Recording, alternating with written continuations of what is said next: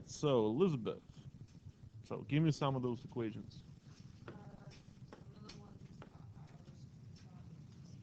Where they didn't already. So, like for example, this one where it doesn't already equal 0. Okay. I was trying like these So it's 4 sine squared x equals 4 cosine x plus 1.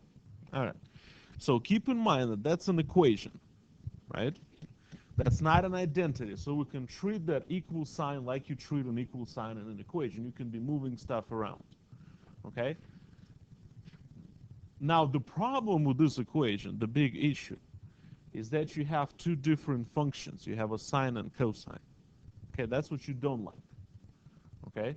But is there a way to convert that equation so it's all in terms of sine or all in terms of cosine? So meaning, what is easier to do?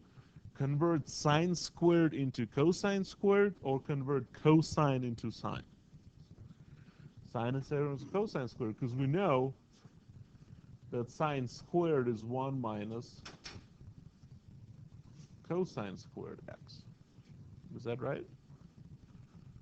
So you can always do that. So this equation becomes 4 times 1 minus cosine squared x equals 4 cosine x plus 1.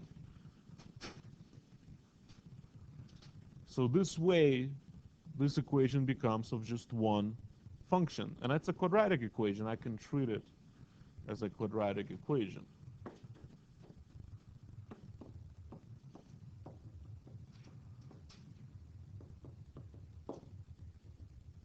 So then just open up the parentheses, move everything to one side, make it 0.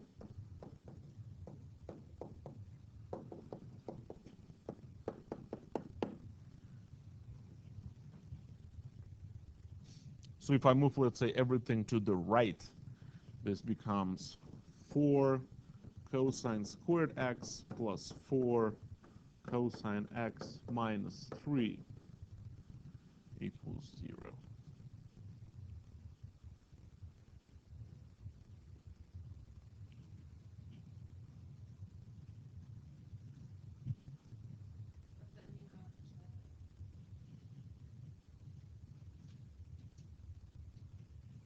So I just think of this as a quadratic equation, because that's a quadratic equation, right? You have a cosine squared, then cosine not squared, and then just a constant. I think you can actually factor that one. That one looks factorable, I think. Right? How do we factor? You need two numbers? No. So you have a coefficient up front. So you need two numbers that multiply to this product, so that's negative 12. So product is negative 12, and the sum is the one in the middle, so the sum is 4. So yeah, do you know two numbers that multiply to negative 12 and add to 4? 6 and negative 2. So we will split the number in the middle. Instead of 4, we're going to write positive 6 and minus 2. And then you just factor by group. Remember that? So it's just, again, I'm treating cosine as you treat any variable. So first two, I can pull out 2 cosine x, leaves us with 2 cosine x plus 3. And the other one, I just pull out a negative. Gives me 2 cosine x plus 3 equals 0. And then just factor the common.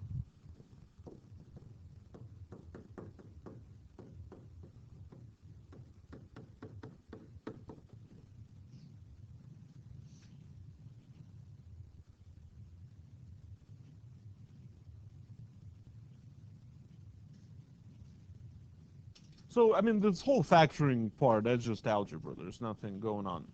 I mean, you could have used quadratic formula right away. That doesn't matter.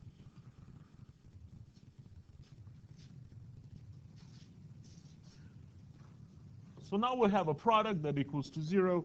We'll set both of those factors to 0, and then solve each one of those equations.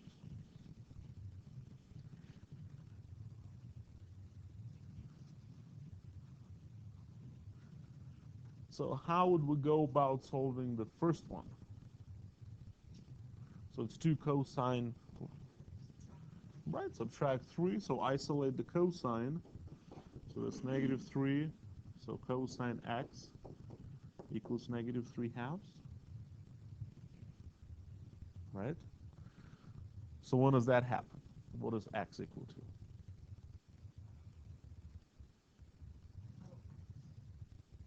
So if cosine x is -3/2, what is x?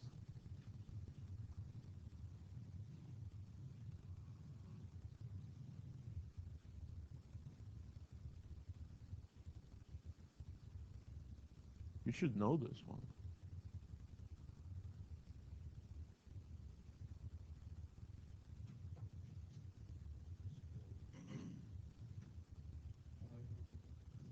Nope. Nope.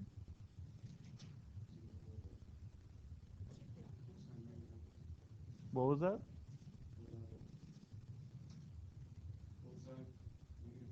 The inverse cosine? You can try inverse cosine, but that's not necessary here. No.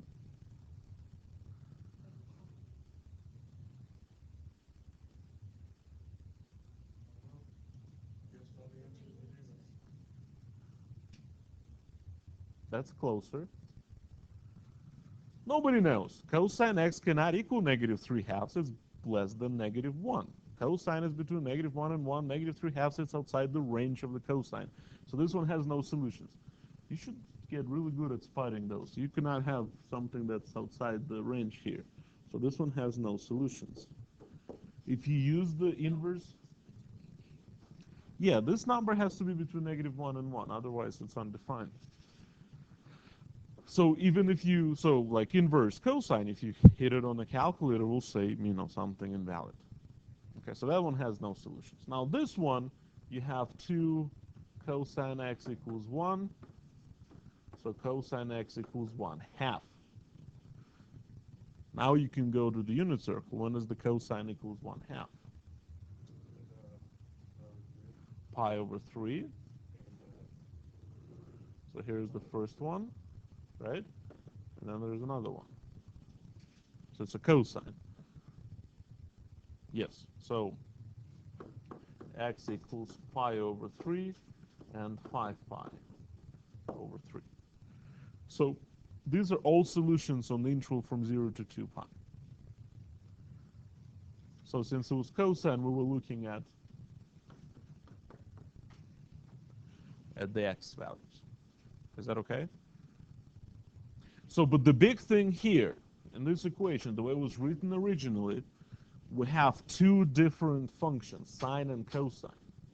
So the job was to convert it so they're all in terms of the same function. And it's always easier to convert the squares. So if you had the sine square, convert into cosine squared by using the Pythagorean identity.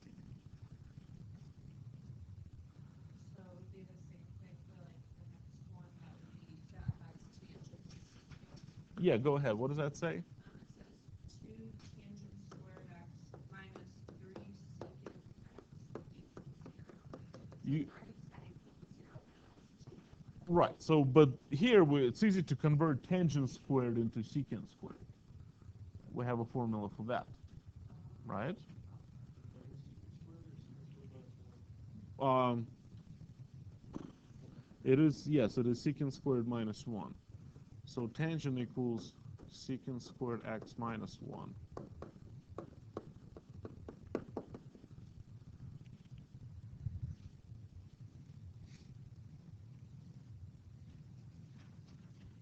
So now that's kind of the same. It's a quadratic equation in terms of, is that right? Tangent squared is secant squared minus 1. So then open up the parentheses, 2 secant squared x minus 2 minus 3 secant x equals 0. If you rearrange it, it's 2 secant squared x minus 3 secant x minus 2 equals 0.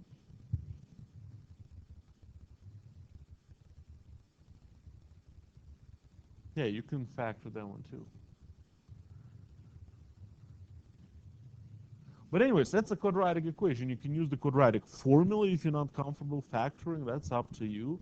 But this one we should be able to factor. I need two numbers that multiply to -4 and add to -3.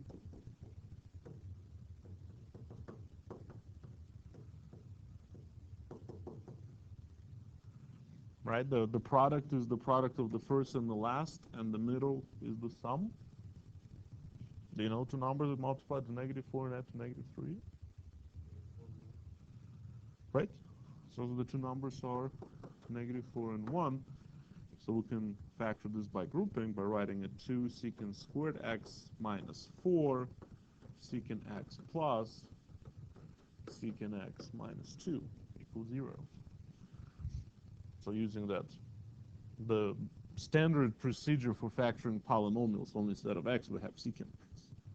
And then factor by grouping, pull 2 secant x out, leaves us with secant x minus 2 plus another secant x minus 2, and then factor secant x minus 2.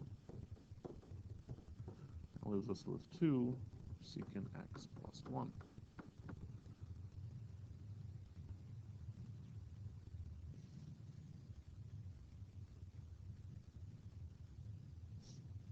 Again, you can just plug it in a quadratic formula, solve for secant like that. That's up to you.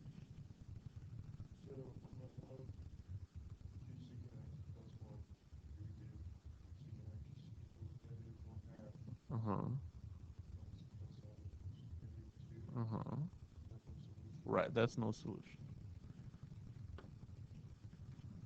You're right. But on the other one, you will get a solution. So here we have secant x minus 2 equals 0. Here we have 2 secant x plus 1 equals 0. Right, so secant x equals 2. It's always easier for us.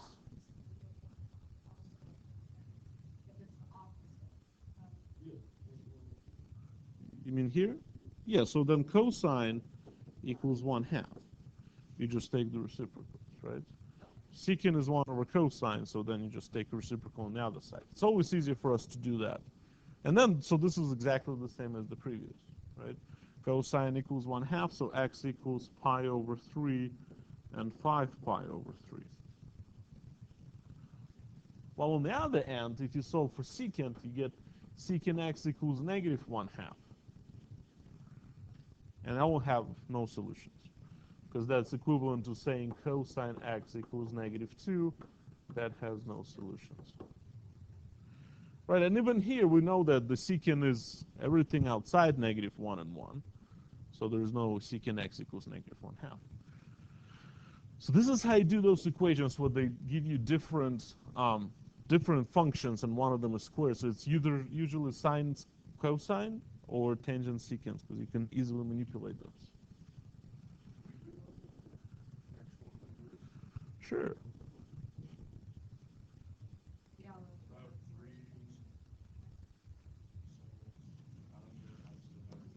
So 3 sine x plus 1. 3.6. Okay. And the problem is asking you to? Okay, from 0 to 2 pi. So all solutions from 0 to 2 pi. So most likely we will be using a calculator here. But first we need to solve for sine. So subtract 1. So 3 sine x equals 2.6312. Right? And then divide both sides by 3. So sine x equals 2.6312 divided by 3, whatever that equals to. Right?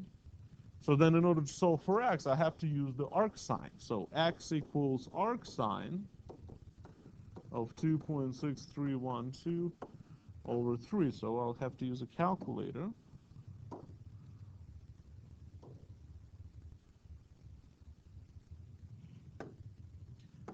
have to be in radian mode because the question is from 0 to 2 pi. So I have to plug in 2.6312 divided by 3, so that's that. And then take inverse sine of that. So I got about 1.07. Yeah. Now, we're not done yet, right? There's another answer. Now, since you have a multiple choice, you probably, just pick the one that has. Oh, Some of the ones with real numbers is that, like certain ones, like with cosine or sine, you take 2 pi and add or subtract from that to get your other one. I had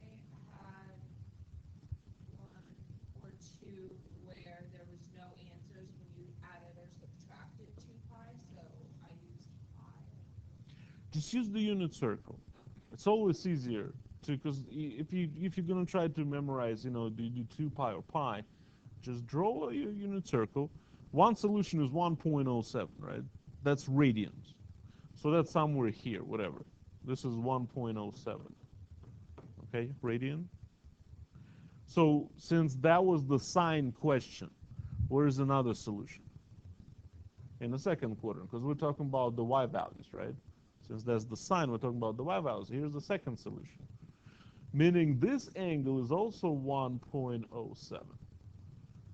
So how do you find the actual value here? Pi minus 1.07. Oh, so is it okay? Yeah, that's how you do that. So then you go, okay, so then it's pi minus 1.07. On the test, I'll take that. Okay. I don't care what it is numerically, but if you plug it in, it's pi minus 1.07, so 2.07. Okay, radian. Because pi is 3.14 radian.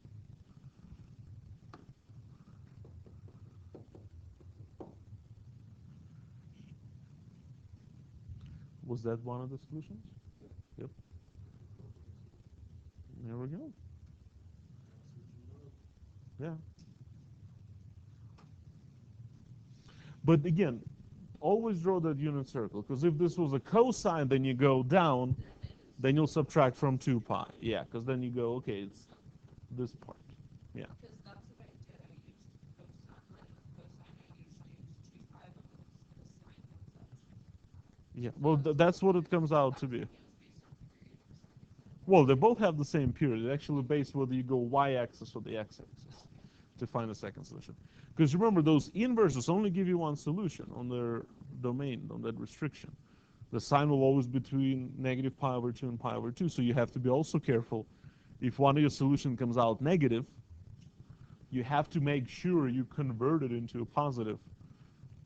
Because the question is find the solution from 0 to 2 pi, and you get a negative value. You have to put it in a perspective. We just add 2 pi to it, that's all.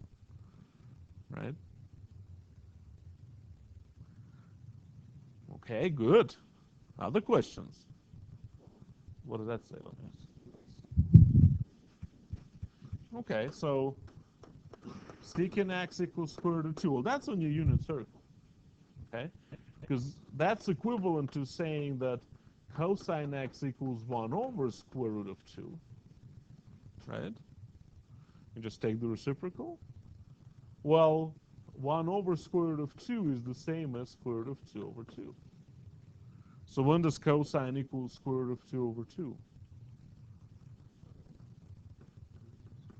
Yeah, pi over 4, and where's the other one? Yeah, 3 pi over 4. No. 7 pi over 4. Right? You look at the unit circle, here's your one solution, here's the other solution. Right? So it's pi over 4 and then 7 pi over 4. But when you get those simple secant cosecant equations, convert them into sines and cosines. It's easier for us.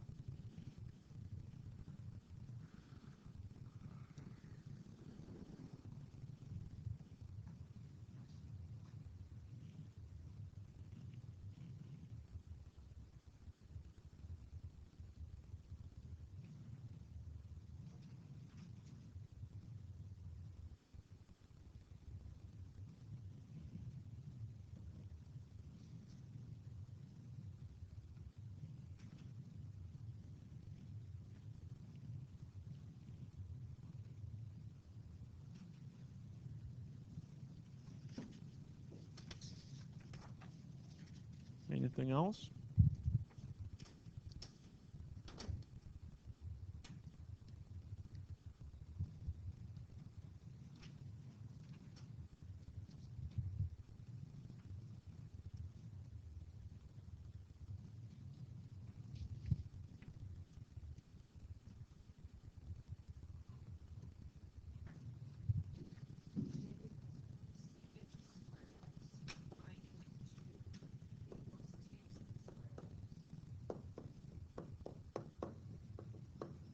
So that's the same. Yeah, you want to convert them either all into secants or all into tangents. Okay? And it doesn't matter which one you do here because they're both squared. Right? So which one you want to do? Okay, so what did we agree? Secant squared equals tangent squared plus 1. So it becomes tangent squared x plus 1 minus 2 equals. Is that right? Yeah, there ended up being no solution. Because the tangents just. Yeah, so because the tangents cancel, right? And you just get -1 equals 0, so that's no solution. Yeah. But again, this is the tricks we play with. If you have different functions, but you'll always be able to convert them into the one. Or sometimes you get different functions, but you're able to factor them, right? You have a mixture of cosines and sines. Let's say if you have something like, 2 sine x cosine x minus cosine x equals 0. You have a mixture of functions, but this one you'll just do by factoring. Because you can factor out cosine x, leaves you with 2 sine x minus 1 equals 0, right? So here we're okay with having different functions. We don't have to convert them into one. But then you just set both of them to 0.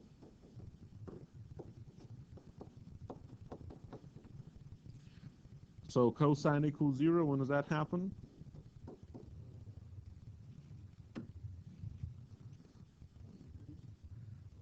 Pi over 2 and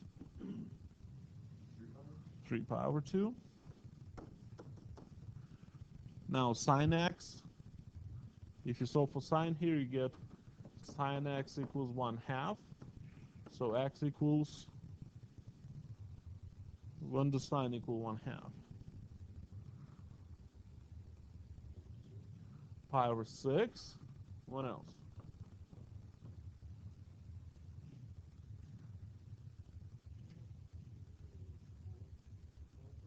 5 pi over 6. So you get 4 solutions on that interval. Okay?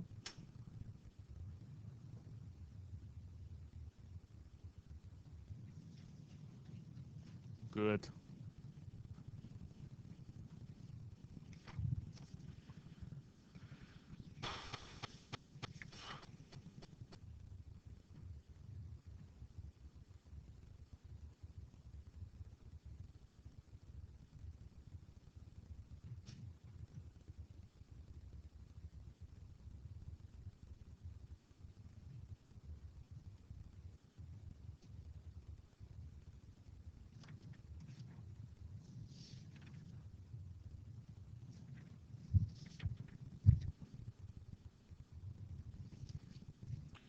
All right, so let's review what we need to know.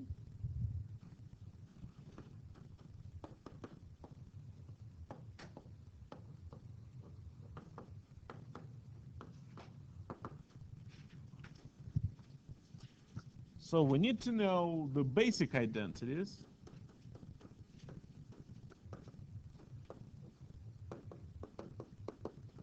And I think you know them. Let's say, the secant and cosecant. We know what those equal to, right? What is secant x? Yeah, it's 1 over cosine. And what about cosecant x? 1 over sine.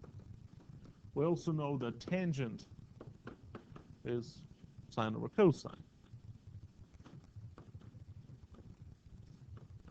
we know that cotangent is cosine over sine. We know that, right? So these are the basic ones.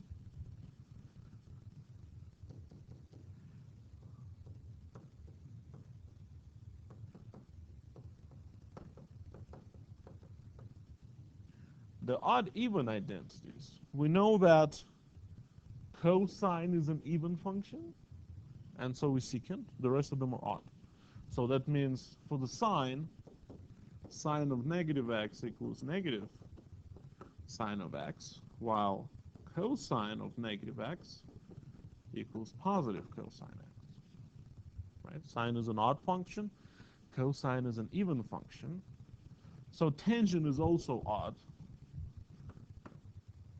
Tangent of negative x equals negative tangent x.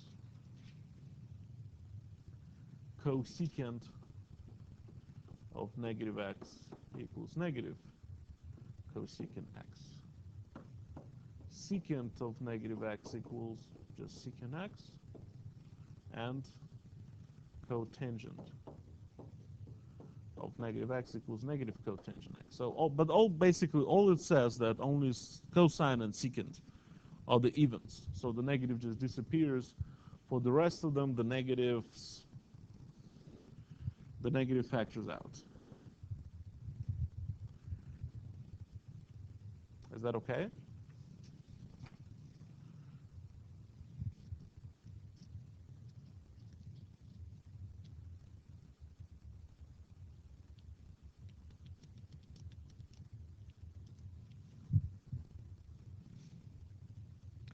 So for example, if I ask you to simplify this, cosine theta over sine of negative theta plus 1 over tangent theta.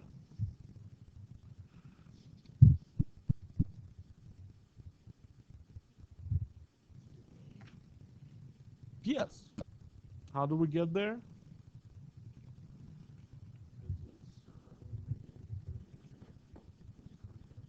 Yeah, you're very good, because since sine is an odd function, the negative factors out, so that becomes negative cosine theta over sine theta. And yes, you can say 1 over tangent is cotangent. And so that's negative cotangent. So that's negative cotangent theta plus cotangent theta. That is 0. Good. Okay?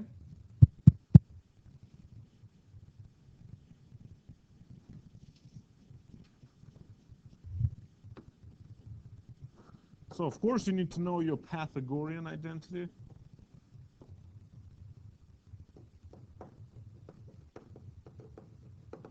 So this is your sine squared x plus cosine squared x equals 1. And then everything that comes after that. Okay, so therefore you can solve for the sine squared, you can solve for the cosine squared. If you divide everything by the cosine squared, you'll get tangent squared x plus 1 equals secant squared x. If you divide everything by cosine. If you divide everything by sine, you'll get 1 plus cotangent squared x equals cosecant squared x, right? And then, of course, we can solve for tangent squared. You don't have to have them memorized. You just need this one, right? And then it's just very simple manipulation. There's nothing going on here that's extra spectacular.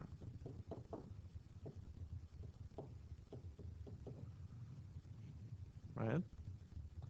And of course you can solve for the sines and cosines. From here you get sine squared x equals 1 minus cosine squared x. Or well, I mean, you should be able to derive them. I mean, you don't have to memorize it because it's a lot. But it's very, I'm not doing anything difficult, right? I'm just dividing everything by, let's say, sine squared, you get these identities. You divide everything by cosine squared, you get these identities. And if you just manipulate them, you get the following. I mean, you can memorize them if you want to, but it's too difficult, I think.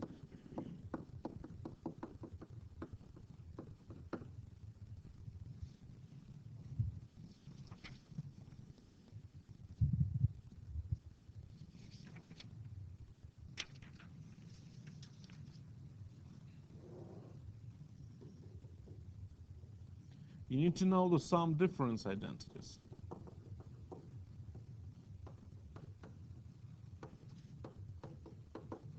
But only for sines and cosines. Don't bother with the tangent one. So remember how they work. If you have sine of u and v, let's say plus or minus. So with the sign, if it's a plus, then the identity gives you a plus. And if it's a minus, the identity gives you a minus. So it's a sine u cosine v plus or minus sine v cosine u. So that's how you remember that one. So it's sine cosine of each and following with the appropriate sign, while with the cosine is the opposite. So it's u plus or minus v. So that becomes cosine u cosine v minus or plus sine u cosine. Yeah, both signs, sorry. Sine u, sine v.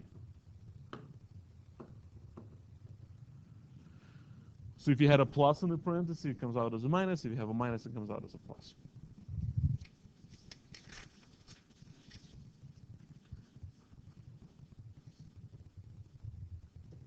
So for example, find the exact value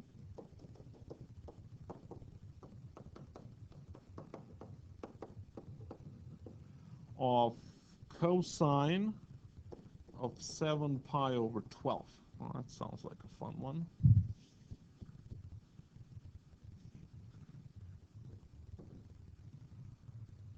So you have to think about expressing 7 pi over 12 as a sum or difference of two angles that you know how to find, the ones that are in a unit circle. So 7 pi over 12. Do you know 4 pi over 12? Okay. So you're saying that 7 pi over 12 is 3 pi over 12 plus 4 pi over 12, right? So that's pi over 4 plus pi over 3. Yeah, that works. Good. So this is the same as cosine of pi over 4 plus pi over 3. And then we'll just proceed with the formula for the sum. So that becomes cosine of pi over 4 times cosine of pi over 3 minus sine of pi over 4 times sine of pi over 3. No, this is perfect. That's fine. You can do it as a difference too, but it works. That's fine. So cosine pi over 4 is root 2 over 2. Cosine of pi over 3 is 1/2 minus sine of pi over 4 is root 2 over 2. Sine of pi over 3 is root 3 over 2.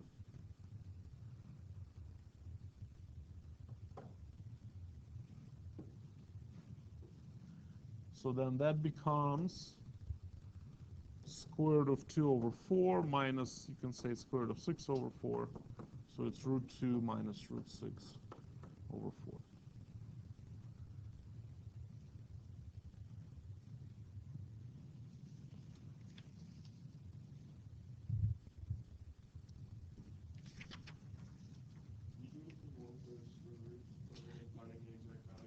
You can factor out square root of 2. I mean, that's probably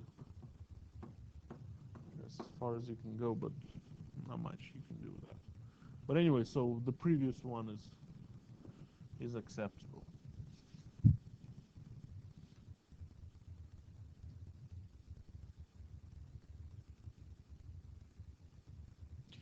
Um, does that make sense? I would do that one. So you just find two values that are in a unit circle that either you add or subtract to get whatever is given originally.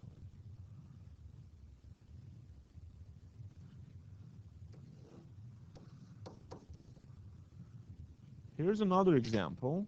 So given sine alpha equals 7/8 and sine beta equals 9/10, and both alpha and beta are in first quadrant.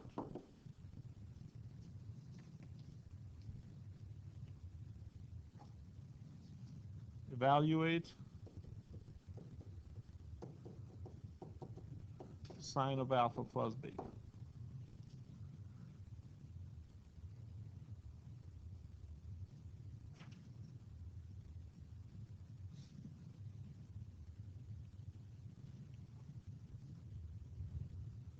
So what do you want me to do first?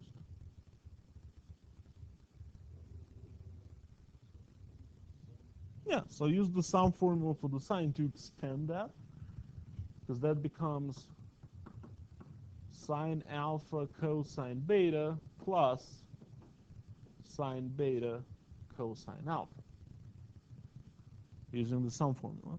We know sine alpha, we know sine beta. We just need to find cosine alpha, cosine beta. So this becomes sine alpha is 7/8, so that's 7/8 cosine beta plus 9/10 cosine alpha.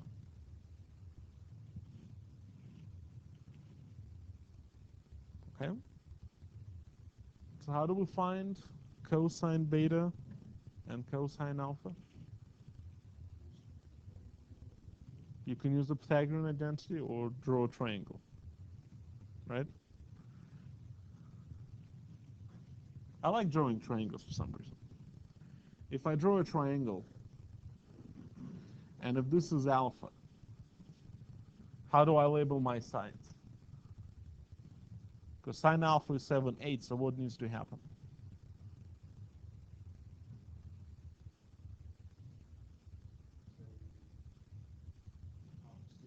7 opposite, hypotenuse is 8, right? So then find this side, so it's a square root of 64 minus 49. So what is that? 64 minus 49, 15. So that's square root of 15, right? So cosine alpha is square root of 15 over 8. You get the same thing by Pythagorean. Now with beta, so sine beta is 9/10, so this side is 9, that side is 10, right? So then you do the Pythagorean theorem. So square root of 100 minus 81, so that's the square root of 19. Is that okay? So then cosine beta is square root of 19 over 10. So you can just plug those values where you left off. So that becomes 7/8 times square root of 19 over 10 plus 9/10 times square root of 15 over 8. So that is 7 square root of 19 plus 9 square root of 15 all over 80 as a common denominator. So that's that.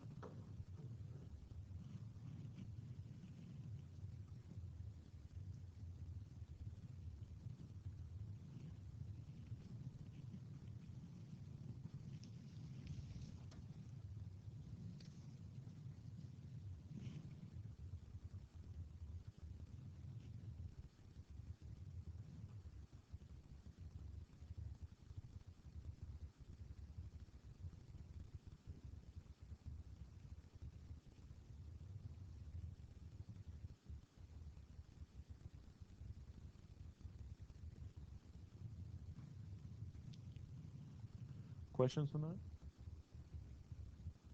Does that make sense? So let's just, so basically know the sum difference formulas. And so here's some examples that you might encounter. All right. Co-function identities.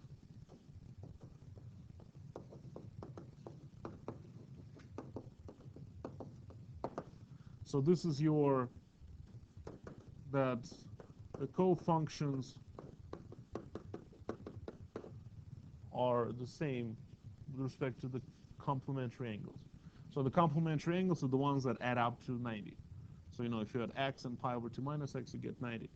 So same thing with tangent axis, cotangent of pi over 2 minus x, secant axis, cosecant of pi over 2 minus x, and then I can reverse them. I have basically 6 of those. Cosine axis, sine of pi over 2 minus x, cotangent axis, tangent,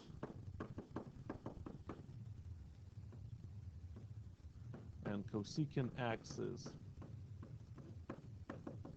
secant of pi over 2 minus x. But again, the key is the co-function. Sine, cosine, tangent, cotangent, secant, cosecant. So those are equal with respect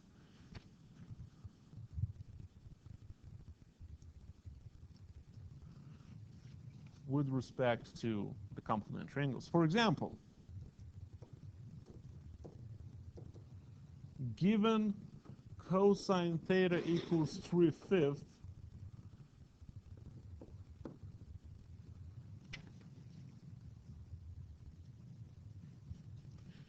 and theta is in 4th quadrant, I want us to find cosine of pi over 2 minus theta.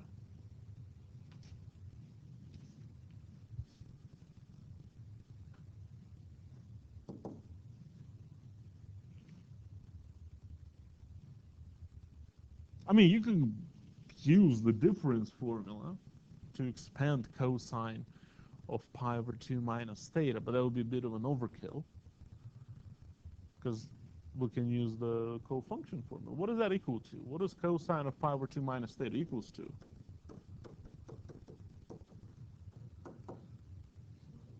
Sine of theta. So this problem really becomes, given that cosine is 3/5, find sine. So we can use the Pythagorean identity, or we can draw a triangle. It's up to you, right? Again, if I draw a triangle, if this is theta and cosine theta is 3/5, so this side is 3, that side is 5, right? That's how you get cosine theta to be 3/5. So then, what is the other side? 4, that's your 3, 4, 5 triangle. So therefore, sine theta equals 4/5. Is that my answer?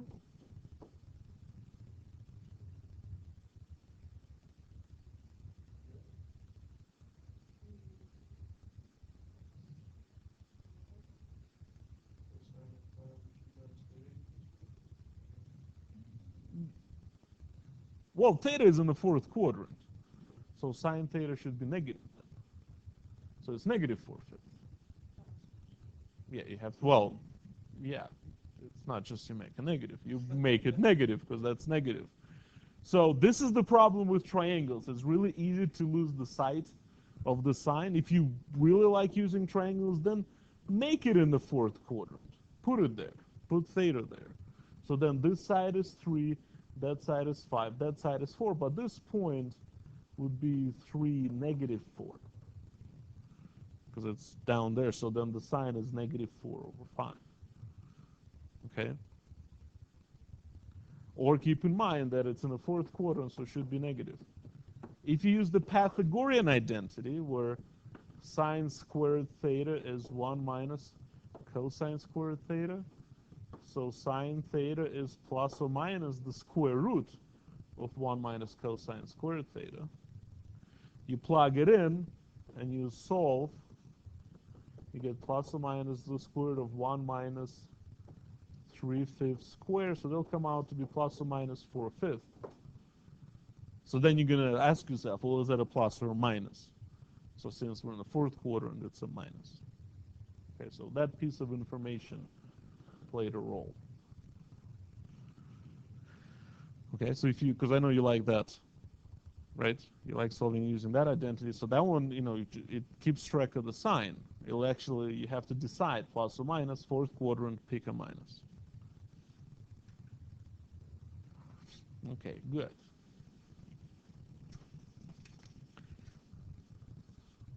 Now, double angle formulas.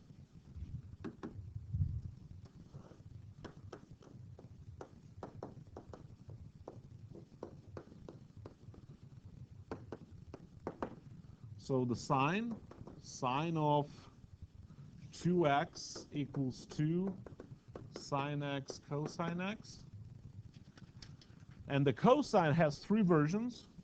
Cosine of 2x, the original one is cosine squared x minus sine squared x. And then you manipulate cosine into sine, so that gives you 1 minus 2 sine squared x, or it gives you 2 cosine squared x minus 1.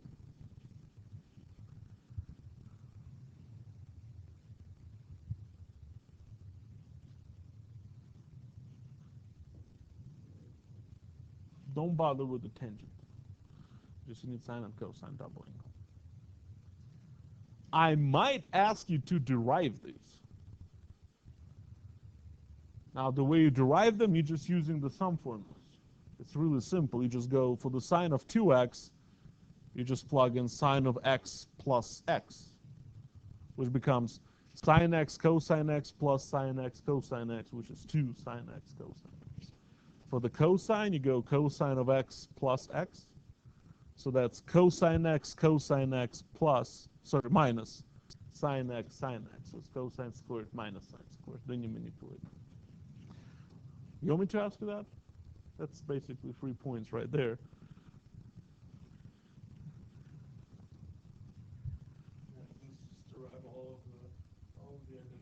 No. The sum and difference. Remember, it was messy. Yeah, because the way we did that, we actually started with cosine of u minus v. That's the first one we did with distance formulas. The rest were easy. Then you say, well, u plus v is u minus negative v, and then you use the odd and even functions. So you get the other cosine formula, then you use the co-functions. You're saying, well, sine of u plus v is the same as cosine of pi over 2 minus u plus v, and then you start messing with that one. Yeah, don't bother. Just memorize those. But let's do an example. So given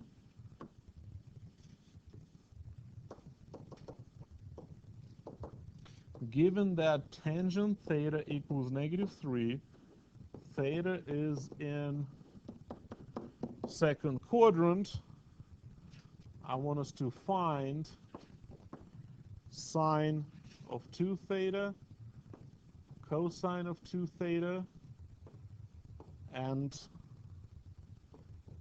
the quadrant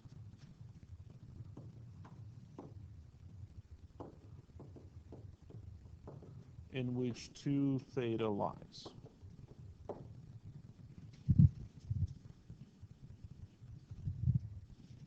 Okay? So, again, we're just going to start with a little triangle, and let's put it in the second quadrant. I'll make it better. So this is theta. Okay? So tangent is -3. How do we get that? This side has to be 3, and this side has to be 1, and it's negative on the x, right? So this point right here is -1 and 3. And using the Pythagorean theorem, I can find the hypotenuse. What is the hypotenuse there? Square root of 10. So you go 3 squared plus 1 squared is 10 under the square root, so that's a square root of 10. Okay?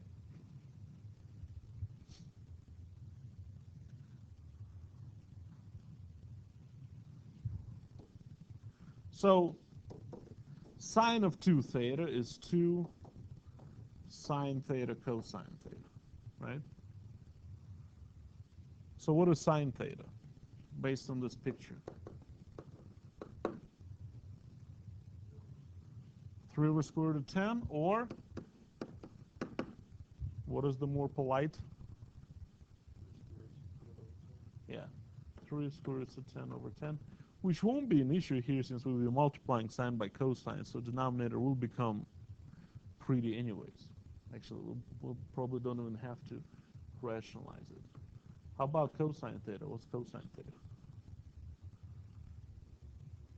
What? Only negative 1 over square root of 10, right? It's x over hypotenuse, so it's negative 1 over root 10 or negative square root of 10 over 10. Now here we can just plug them with the square roots because the square roots will cancel. So it's 3 times 3 square roots of 10 times negative 1 over square root of 10. Is that right? So that looks like 6 negative 6 over 10. Is that right? Which is negative 3/5.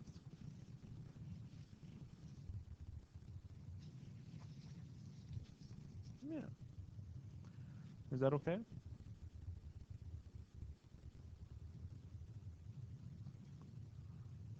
What? What are you laughing at? How about cosine 2 theta? What do you want to do? You have 3 options. Really doesn't matter which one you use since you know both sines and cosines. Might as well use that one. Doesn't matter. You have 3 formulas.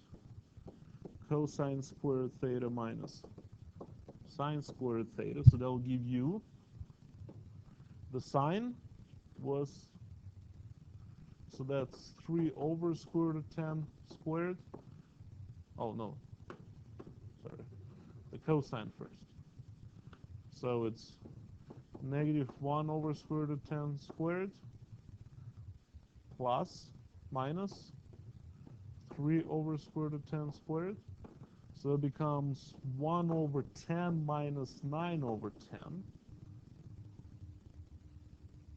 What does that equal to? Negative 8 over 10 or negative 4/5. We actually could have used the Pythagorean identity to get that. The only problem is we wouldn't know the sign. So actually, I'll take it back. We wouldn't be able to do that. But anyway, sine of 2 theta is negative 3/5. Cosine of 2 theta is negative 4/5. So the final question, in which quadrant 2 theta lies? 3, because both sine and cosine are negative, that only happens in the third quadrant.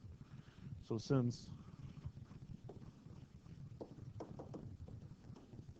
both sine of 2 theta and cosine of 2 theta are negative,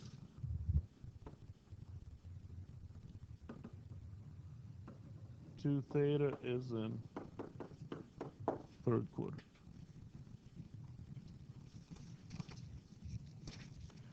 Wasn't that fun?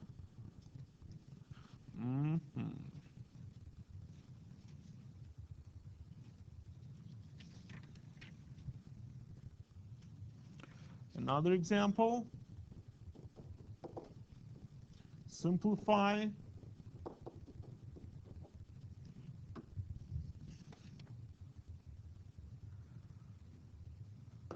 1/2 sine of 2x over 1 minus cosine squared x.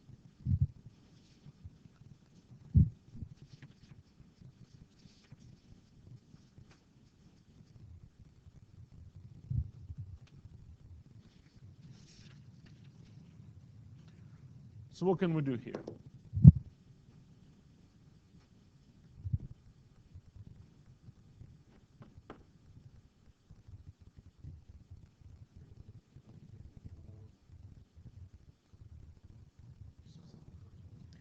Yeah, and the whole 2x, you need to fix that, because there's nothing you can do when one is 2x and the other one is x. So we can use the double angle formula on the sine. And the denominator is just sine squared, right? Because 1 minus cosine squared. So 2.5 cancel, and one of the sines cancel. So that whole thing is just cosine x over sine x. So cotangent x, right? Okay. So we got our double angle formulas. How about half angle formulas?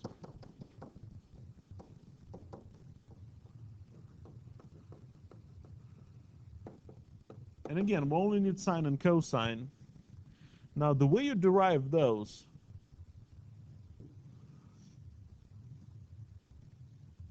is you use these two identities. To derive the double angle formula for the sine, you solve for the sine here. To derive the double angle formula for the cosine, you solve for the cosine here. So they're all going to be in terms of cosine 2x. Okay, so if you algebraically solve for sine, you're going to end up with what?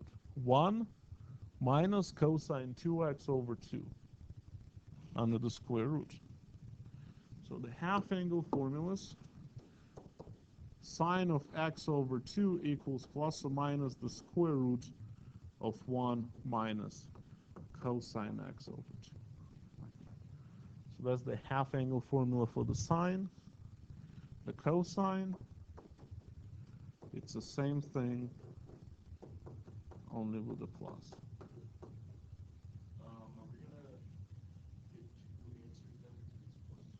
Well, you'll be able to identify the quadrant that you're in.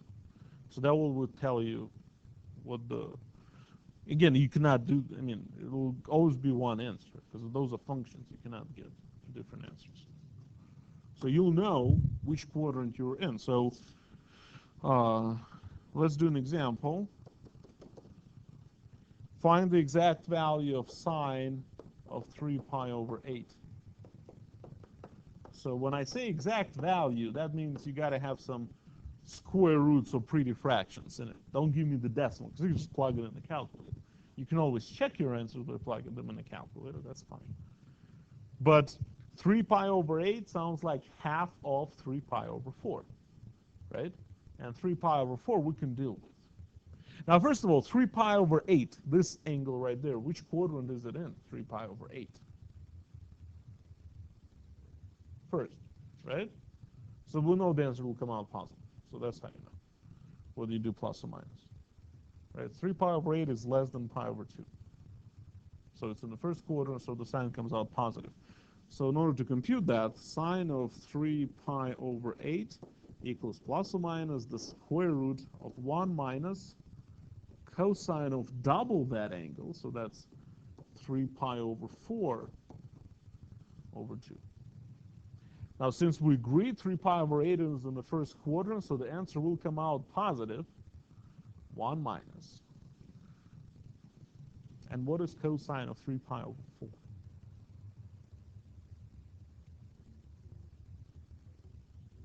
Negative, right? Because 3 pi over 4, if this is pi over 4, 2 pi over 4, 3 pi over 4, right? So it's in the second quadrant, cosine of there is negative. So it's 1 minus negative square root of 2 over 2 all over 2, right? So that's a big square root of 1 plus square root 2 over 2 all over 2.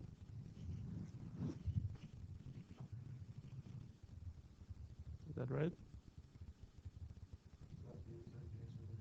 No, this is an ugly exact answer. I want to fix that, the little fractions. So, and the way we did that in class, just let's focus on clearing out that denominator. Because we have two issues. We have an extra denominator and radical in the denominator, right? But what happens here when you distribute that, that becomes 2 plus square root of 2, and you distribute that over 4, right? And you can take square root of 4, so you'll end up with square root of 2 plus square root of 2 over 2. That's what I want to see. 2 plus square root of 2 all under the square root all over 2. If I plug it in, 2 plus square root of 2, I did minus for some reason. 2 plus square root of 2 equals that. Take the square root of that and half it. So whatever that is, right? And if I do sine of 3 pi over 8, 3 times pi over 8 equals that. Ooh. Yes? Yeah, and then sine of that, so you'll get the same. So it's totally okay for you to double check your work, but I want that answer. That's the exact answer. But did that make sense how we worked it? 3 pi over 8, when you see 8 in the denominator, sounds like half of 4 in the denominator. And 4 in the denominator is on the unit circle. Everything with the 4 in the denominator is on the unit circle. Well, I'll take it back. Nah, I won't. Yeah, everything with the 4 in the denominator is on the unit circle. So we'll be able to find that. Okay, good. Now you should be able, another topic. I don't think I'm going to do examples of that because there is just proving identities. And you've had plenty of practice with that already.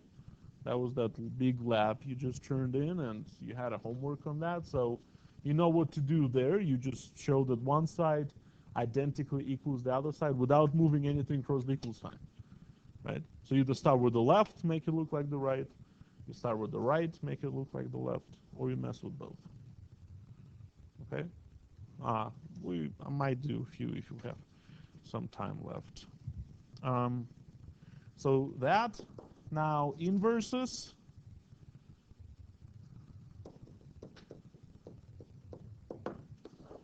So we know the inverse sine, inverse cosine, and inverse tangents. Now the domains of the inverse sines and the inverse cosines between -1 and 1.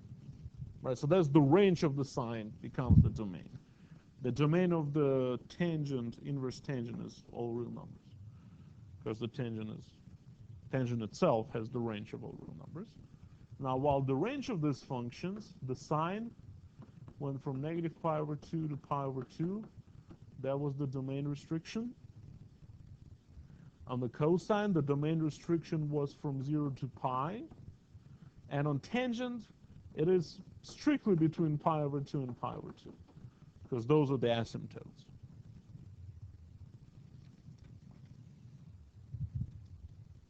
We're going to have to worry about graphing between graphs of these? Not of these, but I'll mention it later, but your basic transformations, the amplitudes and all that, for the cosine and sines, the basic ones, not the inverses. Is that what you were asking, inverses? Yeah, don't worry about it. I mean, you should know the graphs of those, just the basic graphs, how we got them, but, you know, what was the graph of the inverse sine? We took this part of the graph, and then we flipped it, so we got something like that. So this right here is the graph of the arc sine. Right? For the cosine, we took this portion of the cosine, and then we flipped it. Right? So what will that be? So it will be something like that. Between -1 and 1. Now for the arc tangent, it's going to be the thing between two asymptotes. So it's going to look like that. That's the arc tangent. So this is inverse sine, this is inverse cosine, and this is the inverse tangent. Okay? Not a big deal.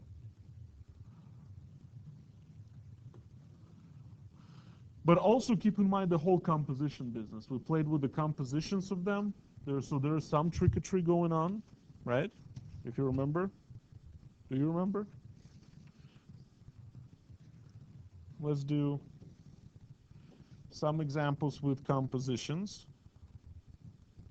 If I do tangent of inverse tangent of square root of 3. So all you have to ask yourself is square root of 3 in the domain of the inverse tangent.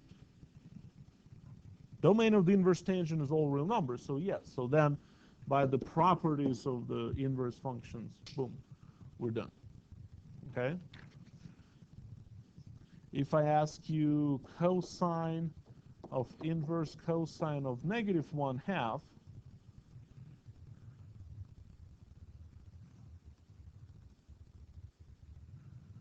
you'll ask yourself, is negative 1/2 in the domain of the inverse cosine? Yeah, so then the answer is negative 1/2. What if I ask you inverse sine of pi over 6? So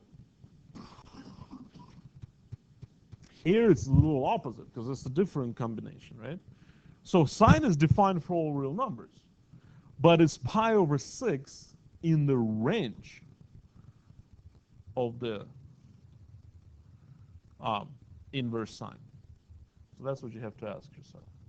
When we restricted the domain of the inverse sine, of the sine to make it into inverse, is pi over 6 between negative pi over 2 and pi over 2? And the answer is yes. So then it's just pi over 6. If I ask you this, inverse cosine of what will be a good one? 7 pi over 6. Then it's not just automatically 7 pi over 6, because the answer should still be in the range of the inverse sine from 0 to pi, while 7 pi over 6 is outside that, right? So let's make a triangle. I mean, not a triangle. Let's take a look at the unit circle, see how that's evaluated. So here's a unit circle, and here is 7 pi over 6, right? Now, the restriction on the domain was from 0 to pi, right?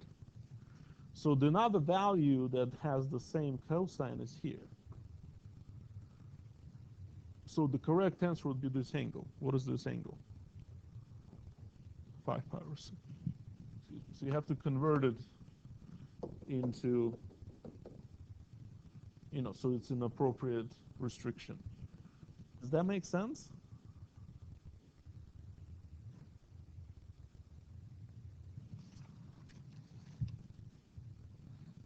Here's another example. Inverse sine of cosine of negative pi over 6. So that's the combination of different functions, but negative pi over 6 is here, right? So what is the cosine value of negative pi over 6? Well, I'm not talking about to convert it, but just can you evaluate the cosine at this point? I mean, it's the same as pi over 6, right? Yeah, so that the cosine of negative pi over 6 is root 3 over 2, so that becomes inverse sine of root 3 over 2. And the inverse sine of root 3 over 2 is pi over 3.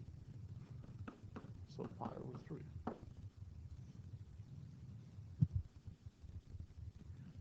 How's that? So those are fun.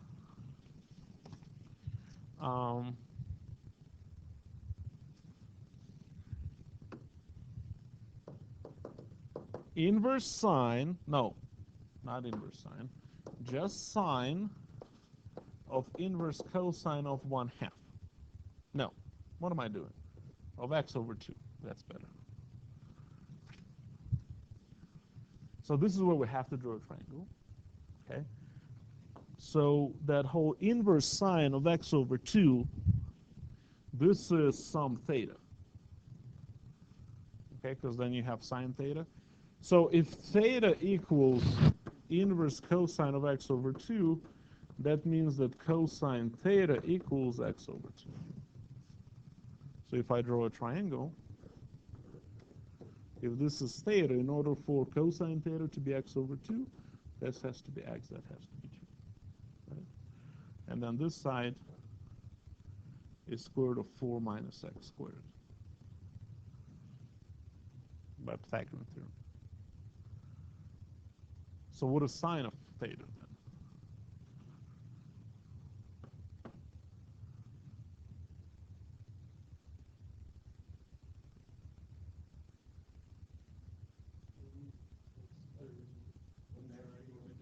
Oh yeah, I do have it backwards. But it but it's still the same. You're right. You have to be a little more careful. So it's the square root of 4 minus x squared over 2. Right? I mean, it's the same. Yeah, but I labeled it wrong. You're right. But did that make sense? So that's how we manipulate these. And of course, what we just did at the beginning of the class, solving trigonometric equations.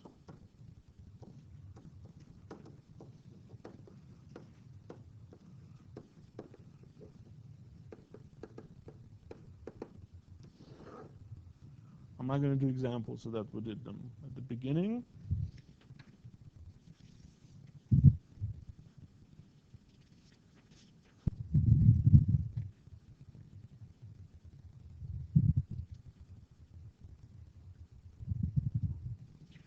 And finally, and this is from chapter 6, the section 6.6, the transformations. So you should be able to figure out the amplitude, the period, the phase shift, the horizontal shift, vertical shift,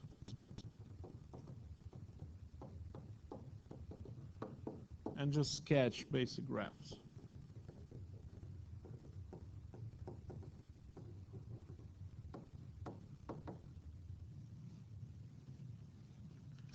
Okay, so remember how we labeled them? Y equals a, let's say, sine of bx plus c plus d, was it something like that?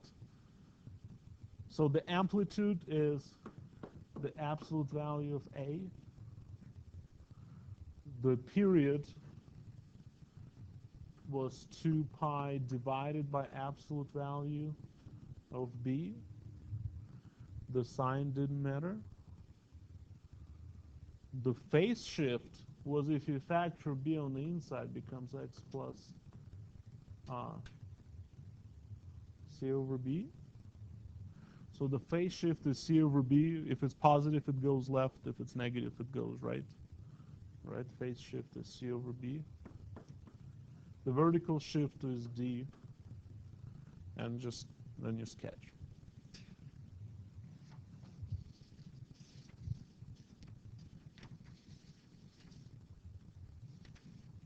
So let me show you something in your, because you can access your book online.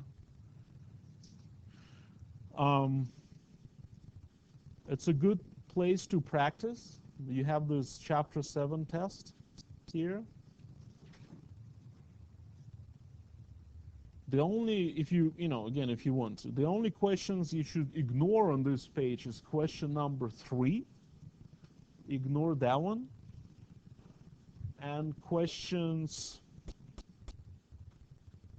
17 and 18, all that product to sum or sum to product, those identities, I don't care. Okay? And I will put together my math lab kind of a practice thing, so you'll get to practice. We'll call it a homework. But it'll be a combination of all that kind of junk. Okay? So what do you think? You're going to be ready for Friday? No? We'll see.